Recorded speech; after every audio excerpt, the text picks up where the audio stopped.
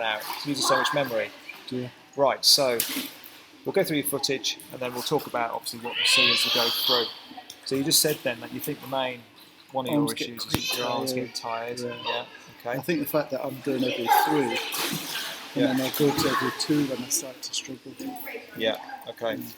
Okay. What else do you think? My biggest issue was crossing my arms over the body. Yeah. I've been trying to work on that, not sure whether that's improved or not, so it's going to be interesting.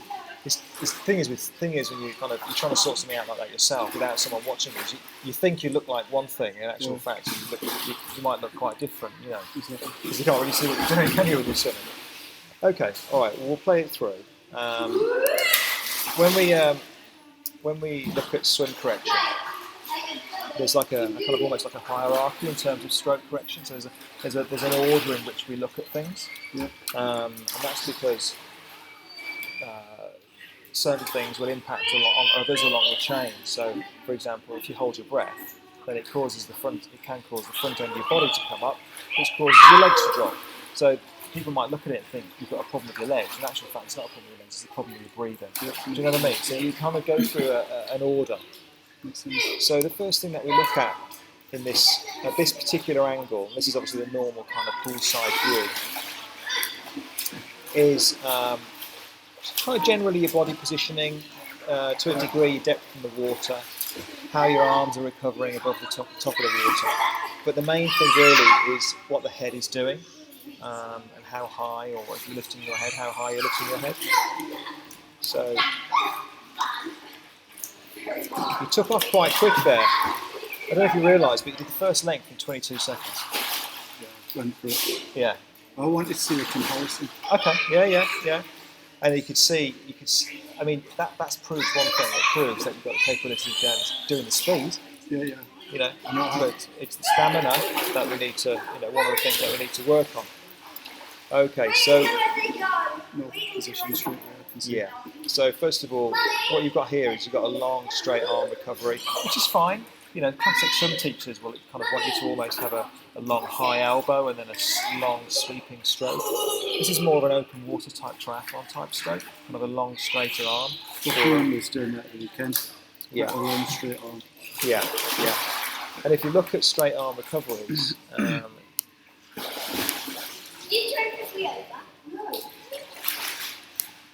you ever seen Harry Wiltshire swim? No. Have you heard of him? No. Okay. This is a chap who is probably one of the fastest triathletes in the UK, and it's certainly in the water.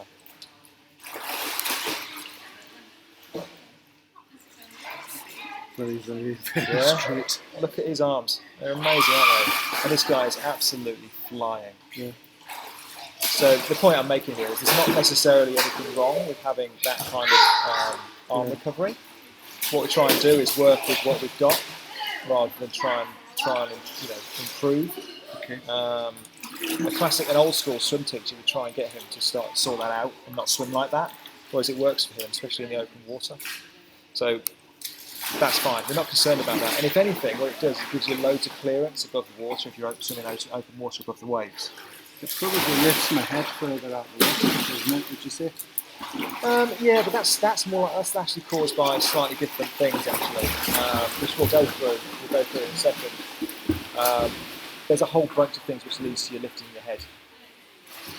So you are lifting your head. You've got both goggles out of the water there. You're doing Popeye mouth, kind of over to one side. But in actual fact, you don't really need to because you've got your head so far in the water. You kind of just breathe normally.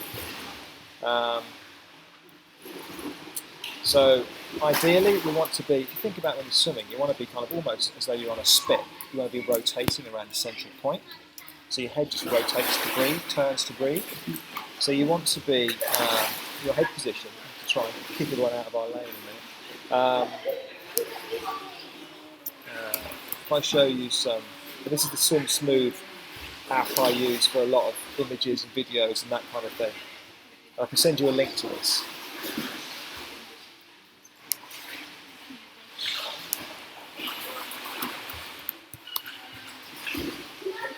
There you go, look. So that's what we're aiming for. So one goggle in, one goggle out of the water. It should never really come any higher than that.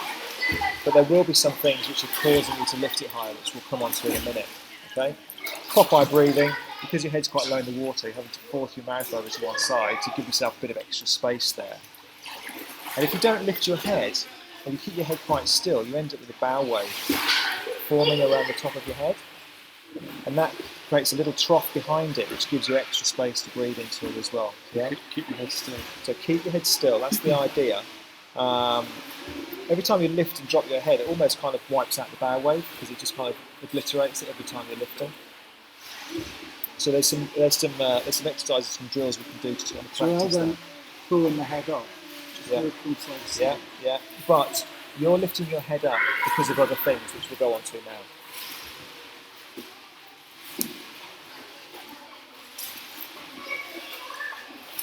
In fact, you can just about see it there. Your lead arm, what's one thing that's happening here is your lead arm is collapsing. And your lead arm, if you put your lead arm out in front of you, it should be staying higher than the water. And then you turn to breathe, and then you take the stroke. If the lead arm collapses down, and we'll show it, you'll see it under the water in a minute, you sink down into the water, and you're having to lift your head to breathe, because you're sinking, your front end's sinking. Okay? While we're on that, if I show you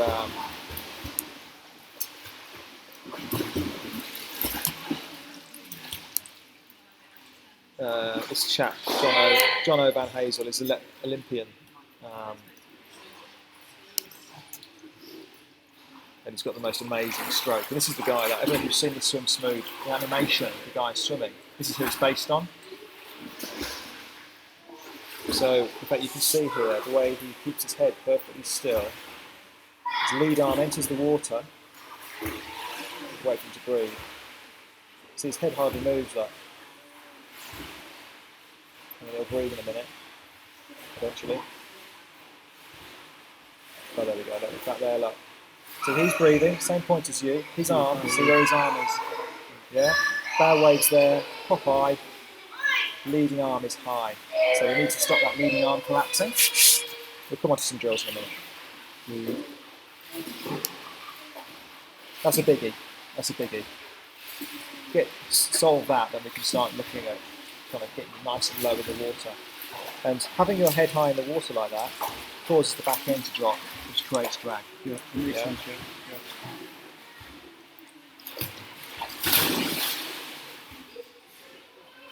What we can also see from this angle here is you're kind of crossing over there. Your arm is heading off over in that direction, but we'll see that more closely in a minute.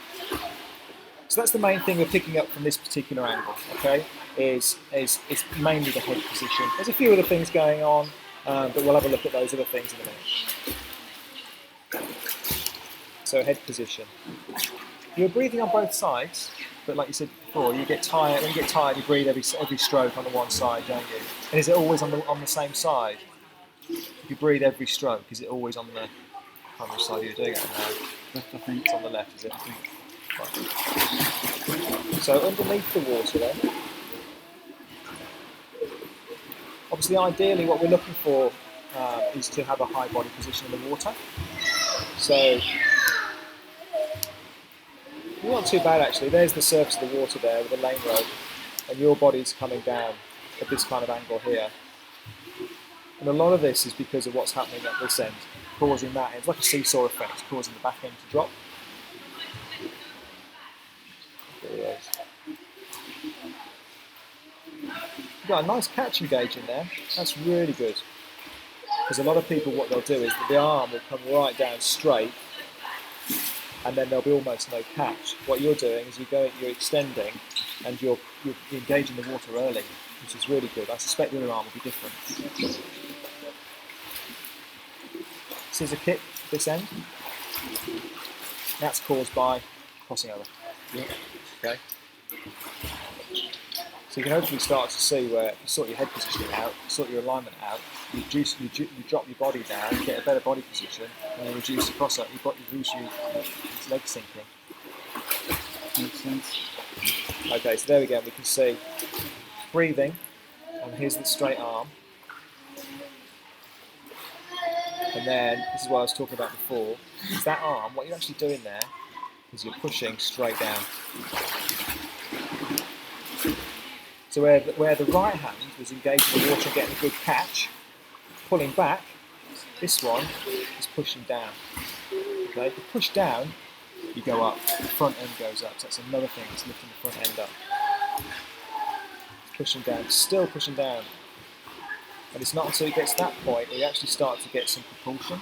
So you're losing all this space, all this time here, you're gaining no propulsion. And of course what that causes you to do is sink, because you're losing momentum. You sink.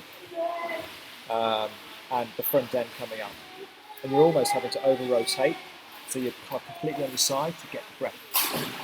And these are all linked together, all these things. Yeah. So they're all kind of things that we can work on quite easily. And there you see towards the legs. Yeah. You're sinking right down in the water. And that's when we talk about swimming, you've got two things. You want to increase propulsion, but mainly what you're looking at doing is reducing drag. Get rid of drag, you'll go quicker straight away. And then you're working on the propulsion to speed you through the water.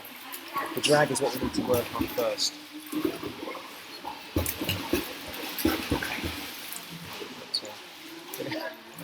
It'll go off in a minute, it'll splash in the water. Okay, so that's the main thing. In fact, what we need to do here is, I want to see if you're holding your breath. Do you think you hold your breath under the water? Near the end, I was holding my breath and I consciously thought, oh shit, you're holding your breath. I started going out. Okay. But, you know, when last night I went swimming in the Stratford, and instead of going there, I was really pushing it out really fast. Yeah. And I felt like it was a bit better. Yeah. I don't know what you think. Yeah. Well, that's one of the things I'll get you to do actually. Is I'll get you to do some sink down drills, which you've done before, haven't you? Yeah. And also get you to swim some lengths where you're kind of holding on to your breath, and then some lengths where you're constantly forcing the air out and trying to. So rather than it coming out quite gradually, like the sink thing, actually really pushing it out. No, not pushing it, just like a sigh. So by the time you want to have empty lungs by the time you take the breath. Yeah, you don't want to empty them in 2 seconds. You've got big lungs. And then, all right, we'll have a look at that. Okay. All right. So you're taking your breath there. You've got some air coming out straight away at that point. Coming out your nose there, look. Still, it's trickling out quite nicely, which is what you should have, a constant exhalation. It just depends whether or not that's just like 10% of it coming out. Yeah.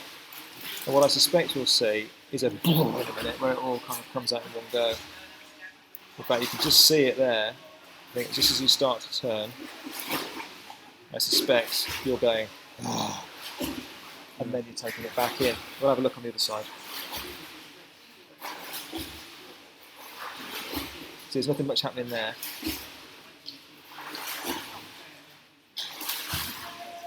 And then I suspect it's all coming out. And again, this is something else. You've got a body of air in here, pulling you up, dropping those down. It's all related to the same thing.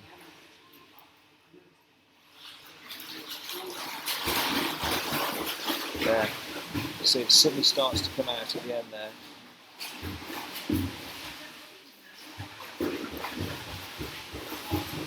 And there's the lead arm collapsing down, look, and then again the body's sinking. I mean, these look. You might think these are major things. In actual fact, they're all related. They look major, and they're having a major impact on the way you swim. But they're related to 3 or 4 faults, which we can really kind of hone in on.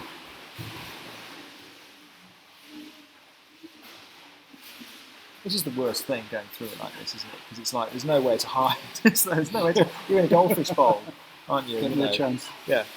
Well, this is what it's all about, isn't it? Half of the battle is knowing exactly what to look for, what you look like. Okay, so a little bit of breath holding going on there.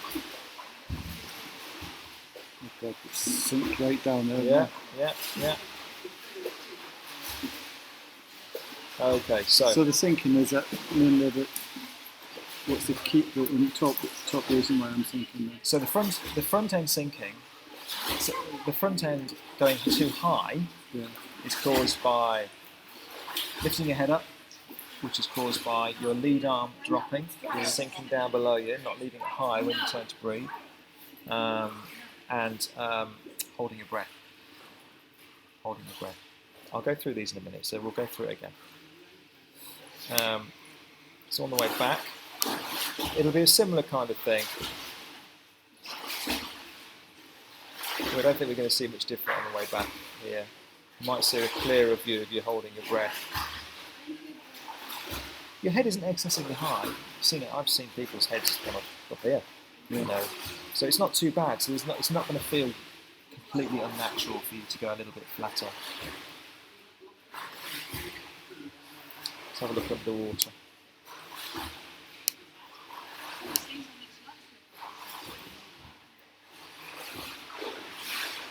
That's good, look at that. That's where we want to be. This our line. Nice high arm, that's in a good position. And your body position is great, isn't it? It's great there.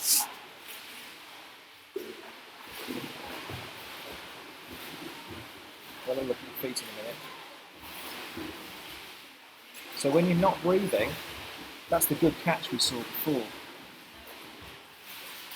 And then when you breathe, watch this arm. Straight down, nice and straight.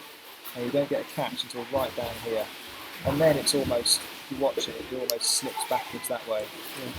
Slips through the water.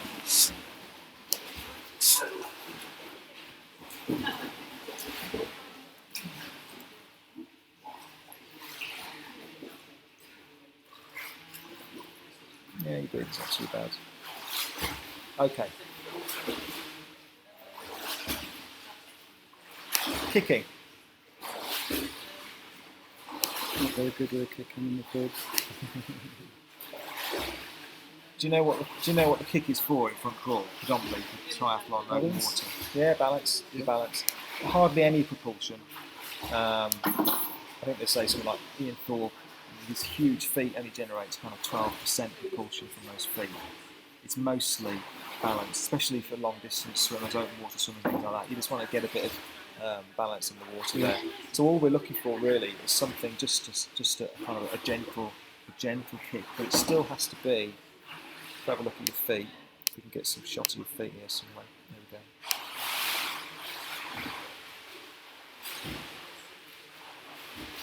You're bending from the knee quite a bit there, like. And I'm looking at, and that's actually pretty good. I'm looking at the flexibility in your ankles, and that's actually pretty good. I mean, you've got. That's pretty straight.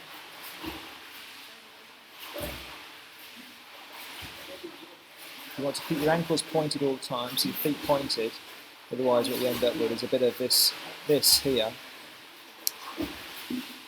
is creating drag as well because they're kind of dropping down. You kick them out. So they should be kicked. They should be pointed. And we'll go through some drills for that, the ballerina drill, which again I'll show you. Okay, so we'll do a bit of kick work for you.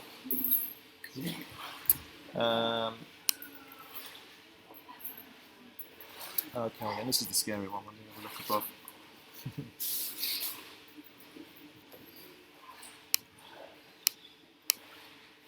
Okay, so what we're looking at from this angle really, in the main, is what's happening with the body alignment.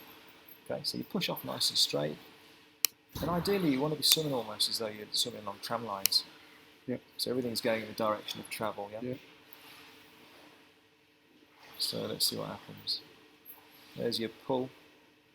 You're catching your pull, engaging, taking the first stroke.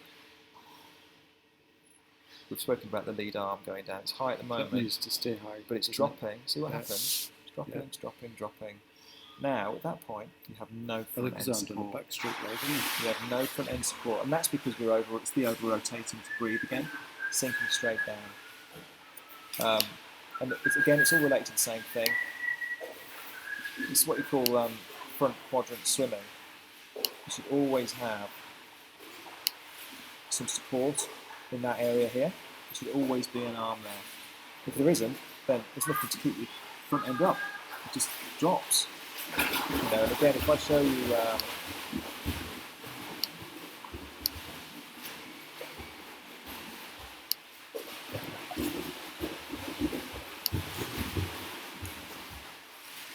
So he's taking a breath there, look. He's taking a breath there. And if you look, put the front quadrant line in here with him.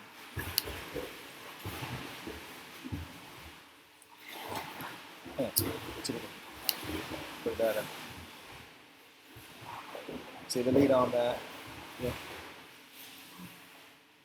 The line's there now, of course. So he's got two arms in that section. The catch is engaging, and then the recovery is in place. Okay, so there's always a decent amount of arm, if you like, in that front bit there. Okay.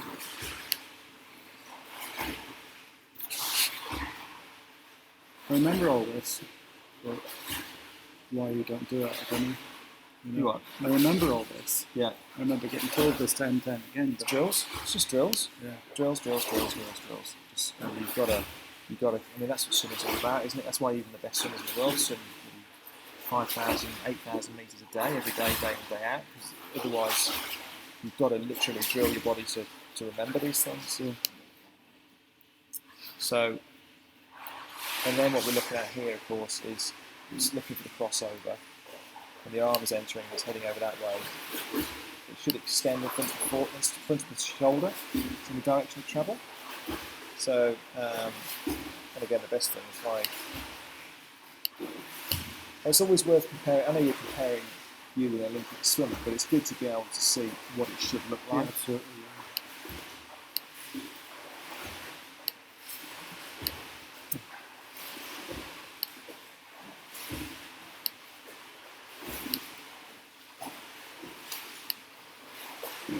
So his arm enters the water lock and extends forwards. So his arm is going that way. It's coming in very slightly. And then the recovering arm comes up over the top, enters the water in front of the shoulder and stays in front of the shoulder. All going in the same direction. Okay?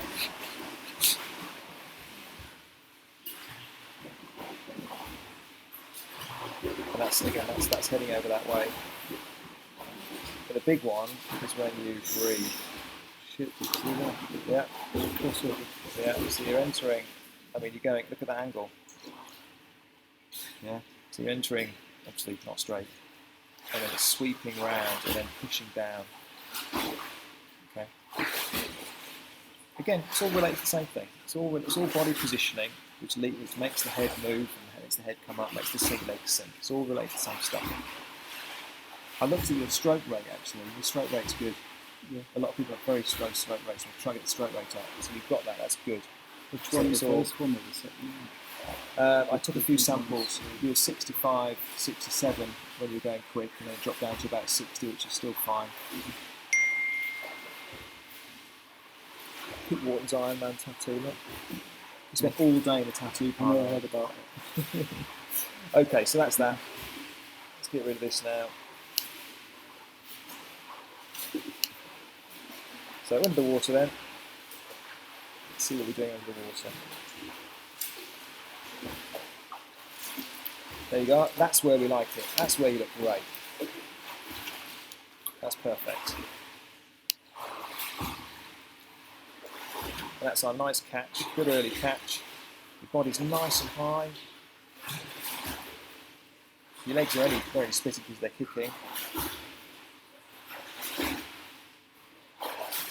And that one's entering all right. And it all seems to go. I mean, that's a decent catch there. And we want to be looking at, that's pretty good now, David. You want to be looking at between 100 and 120 degrees for that angle there. And it should also be lined up underneath the shoulder, and it is. So that's really good. So you've got it. It's an issue of balancing everything up. You're slipping through the water a little bit. If you see your hand there, look, it pulls back. This hand there pulls back to there. It's a great catch to there. And then watch what happens to the hand there. Your elbow comes back behind it. The hand isn't moving at this point. Bearing in mind your hand is a paddle. Your elbow's coming behind it. Hand still hasn't moved. Still still hasn't moved, and it gets pulled backwards out of the water. So you're kind of you're going like that, and you're staying, and then you're pulling it, you're slipping it back through the water. Hand pushing. Yeah, as opposed to all this area pushing straight back. You're in that position. You're in a great position. What you're letting your elbow do is drop behind you and then pull it back through the water like that, and slipping out through the water. And that's drills, doggy paddle, which you've done before, and sculling and things like that.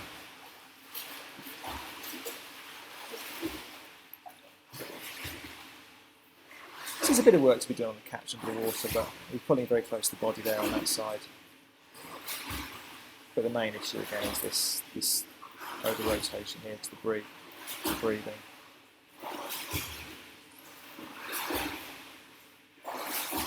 Okay, so this is just repeating the same thing here. Look at your feet here.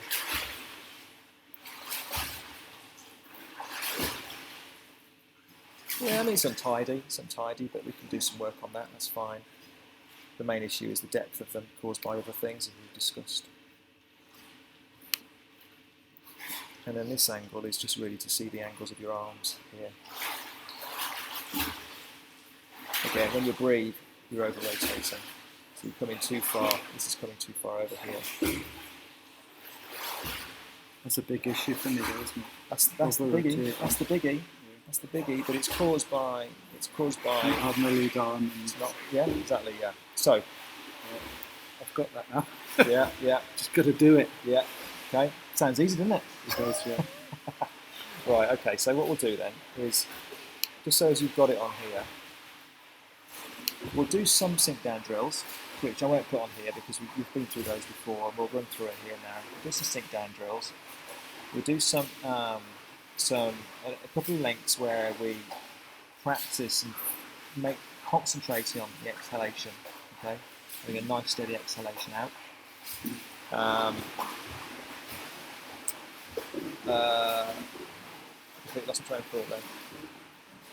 We will then have a look at body positioning. So things like, and again, these are all things you've done through the club anyway, I think, but it's getting it right and it's keeping on doing it. So kick on the side.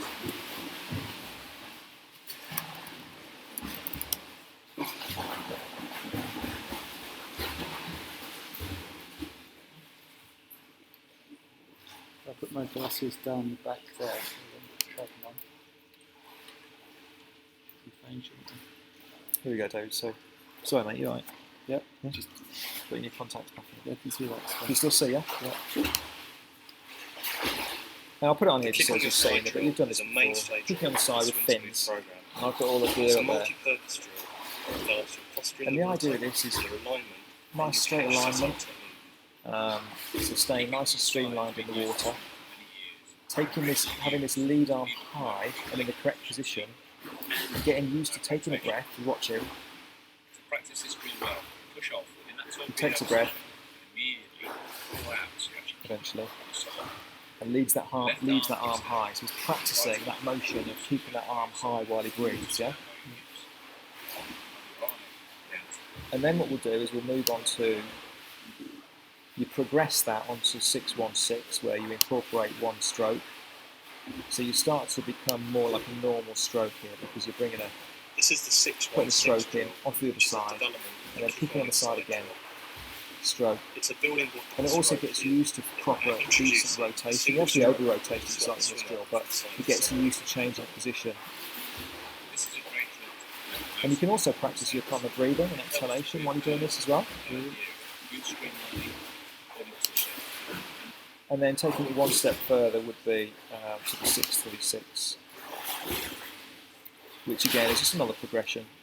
So incorporating three strokes. The further development of our cycle. So you're getting closer and closer to a normal 6-1-6, stroke. we introduced a single stroke to swap sides. With 6-3-6, we're taking 3 strokes in a row. Okay, so they're the main drills for your body positioning. Do you think feeling as though I'm running out of breath is probably why I'm over rotating? Because I'm trying to get more, Yeah, no, absolutely. more of a, yeah. Absolutely. And one of the most important things for us to get is to get to the point where you feel relaxed. You feel like you've got enough breath there. You don't feel like you're having to maximise the air you can get in. And that's caused by what happens is if you're not fully exhaling and you're not fully using your lungs and relaxed, you get a build-up of CO2 in your lungs, and that causes you to feel stressed. You know, and you go just in an uncomfortable way. So you'd always feel like you're sitting on the edge. You know, you'd like to stop at any moment. You want to get to the point where you're relaxed and you can just keep going at an easy rhythm. And then you'll get the stamina then, because you'll be able to keep going for longer. It all comes back to the breathing. Breathing is so important. That's the number one thing on the hierarchy that I spoke to you about earlier. You can bilateral breathe. So you're already on a winner. Most people can't, or a lot of people can't. Yeah. So that's really good. And then we'll have a look at your kick. So the ballerina, or the ballet kick. So we'll get you doing this at the side of the pool. And this is purely just for you to get to feel what it should. Look at this girl here. That's what your legs should look like. You should be kicking with a long, straight leg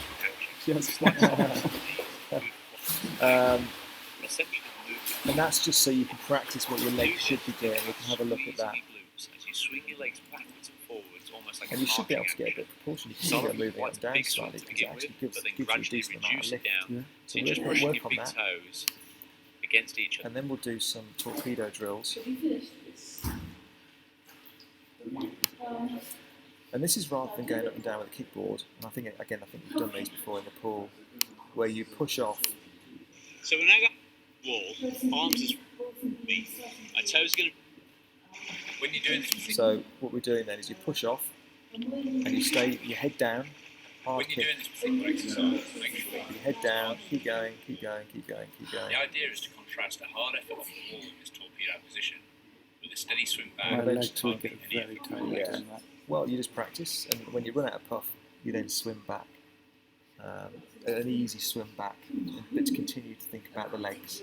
And you just keep on repeating that, and eventually you'll get further and further down the pool on one kick, on one breath, and you'll just become more efficient at it. So that's one we'll practice as well. What else have we got? So breathing with your head. You can breathe bilaterally, so you don't need that. Kick we'll look at. Crossing over will be covered on this kicking on the side drills and the 616.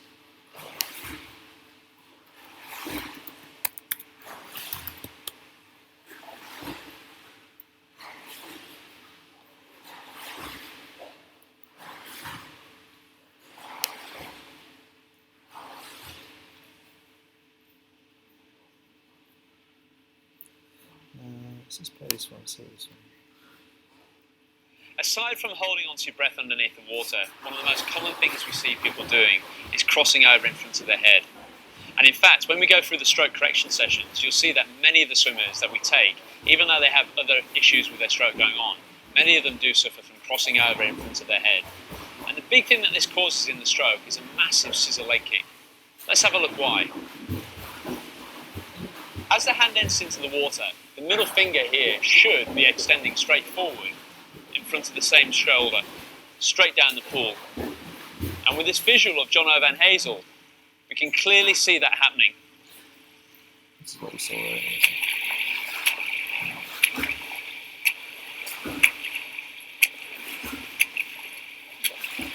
Good, isn't it? Yeah. Smooth.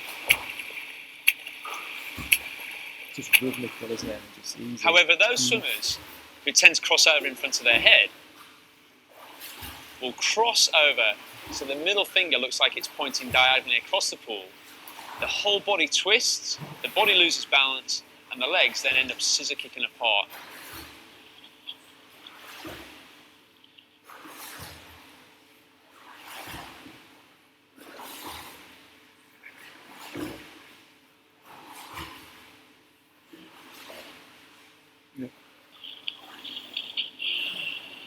And this scissor kick can really be very, very substantial indeed. And ironically enough, it's not usually an issue with the leg kick. It's usually the fact that crossing over in front of the head causes this to scissor kick apart. And is arguably one of the biggest cause and effect examples that we can give you. So there's not two issues going on here. The crossover is causing the scissoring of the legs. Now, once you've worked through this section on how to actually improve your posture and alignment in the water, to stop that arm crossing over and to get the shoulder blades together and back, we'll then show you how you can actually monitor this on an ongoing basis, just simply by thinking about your big toes being pointed out behind you and just brushing gently against each other. I've seen this video. Yeah. This is a very, very simple physical way for you to monitor whether or not your legs are scissor kicking apart or whether they're nice and close together. Because Okay, so we're practicing the torpedo drill as well. You kind of talk about tapping your toes. And I think that'll do for now, David. Otherwise, we're going to run out of time. There's a load of bits and bobs for us to work on there. Okay. So we'll start working through it. All right. So you got any questions? Nope. Okay. All right. I'll send you a link. I might forget, so if you remind me, I'll send you a link to this app. I think you still get 48 hours free access. You have to pay for it otherwise. It's 48 hours free access. And you can go in there and you can look at the videos. And there's loads of session plans and there's fault fixer guides and all this kind of stuff. It's worth having a good old hunt around. So, right, okay, I'll stop that there.